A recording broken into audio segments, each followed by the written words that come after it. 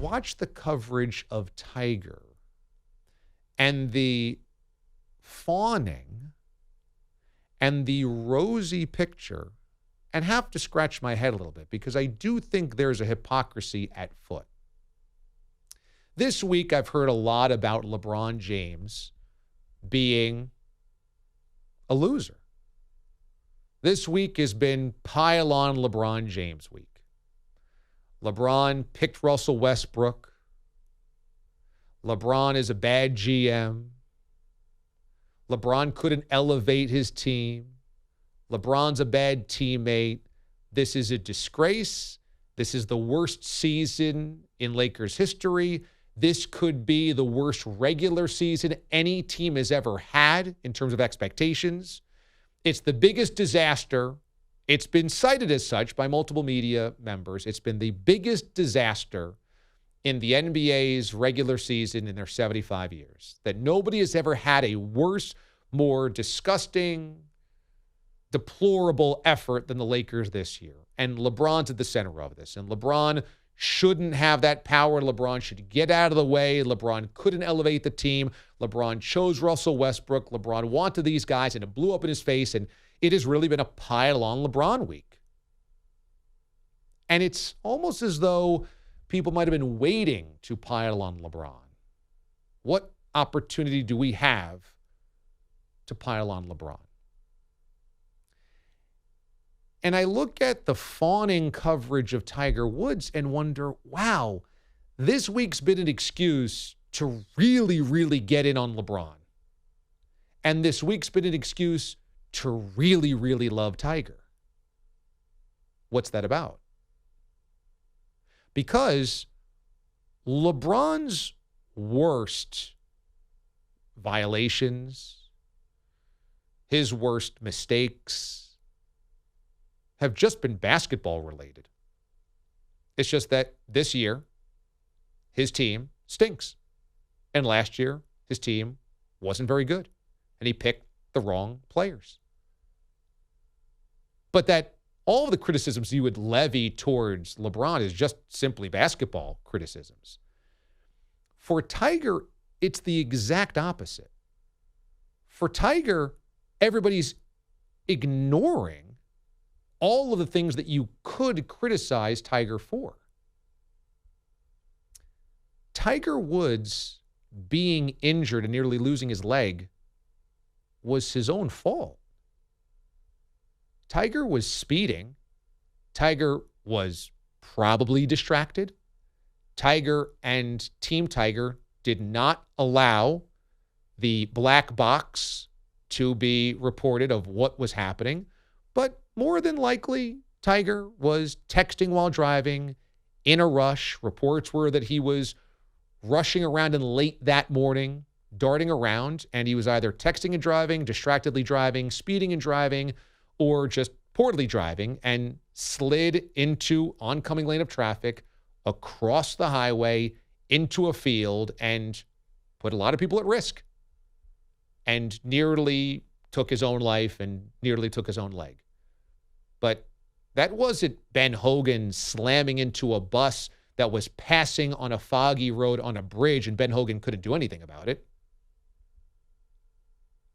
This was also the third vehicular incident of Tiger's life that put other people in danger. Tiger was completely meted up, under the influence significantly, fallen asleep at the wheel of a car, pulled over on the side of the highway. The moment he put the keys into the ignition, he put everybody at risk. Before that, when he was chased out of the house by his wife, and you can certainly paint whatever happened between them is private, it's not our business, that's fine. But again, Tiger got behind the wheel of a car, totally meted up on pain medication, and slammed into a fire hydrant. These are all self-inflicted wounds. And when we then get to Tiger at the Masters, this is heartwarming. That his comeback is heartwarming. And a lot of people saying, hey, we didn't need to be in his private life. And it was just, let's push that away and just focus on how beautiful the golf is. And I thought, boy, this is so interesting that this week it's kill LeBron, kill LeBron, kill LeBron, when all of his stuff is just on the floor.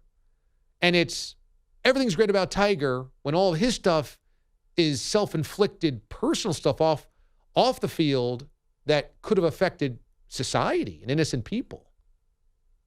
Far worse violations than picking Russell Westbrook over DeMar DeRozan. But there is an incredible hypocrisy that comes with the coverage of Tiger. And I think it's because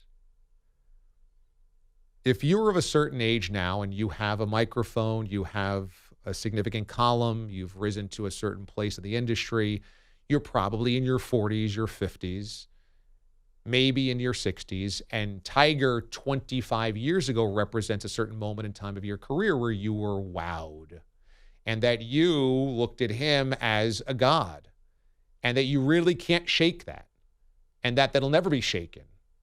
No matter what he does, it is always going to be the greatest ever. He is certainly a golfing immortal, but he's also had incredibly mortal mistakes. And maybe that makes him more relatable than LeBron, who has never done anything wrong from a legal standpoint. But I could only imagine if LeBron and his marriage disintegrated because there was 50 mistresses that blew up and became tabloid fodder, and that he was out of his mind on drugs and he got pulled over by the police or he was asleep at the wheel. And then he got into a curious car accident that we never got any information about, but certainly could have hurt a lot of other people. That would LeBron get the same benefit of the doubt? Would LeBron 18 months later be called the most heartwarming story in sports history? Now, I think LeBron has put some of this on himself by being outspoken politically. That certainly is not something Tiger's ever done. Tiger's played it down the middle, and so that engenders him, a little softer coverage. But I really do think there's just an idolization of Tiger that happens. That he was my hero when I was 20, or he was my hero when I was 30, or he was my hero when I was 15, and that's never gonna change. And so I see it happening a lot. It's very unlike anything that gets covered, I think, in sports, the Tiger thing.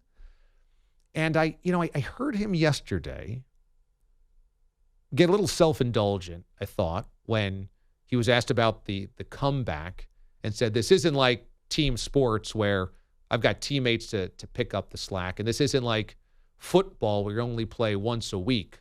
This is kind of on me. And on the surface, you could understand that.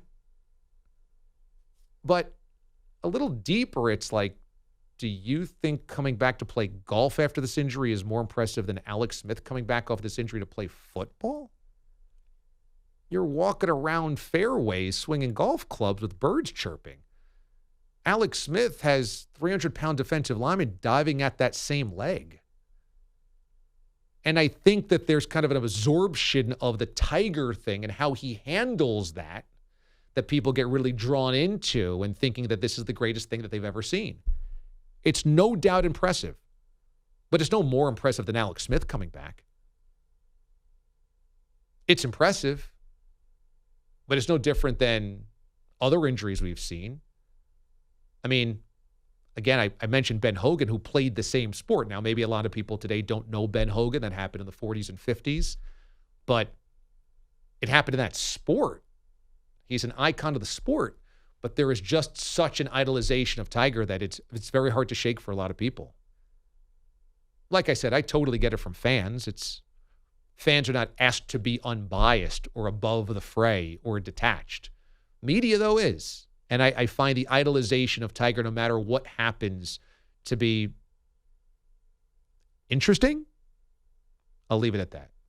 Again, I know today most places will just simply be how awesome yesterday was. I wanted to give you the heads up. It's safe to come back now. I'm not going to kill Tiger today because that's not what a lot of people want to hear. But I thought it was an interesting dynamic at play, and I'm sure it'll continue over the course of this weekend.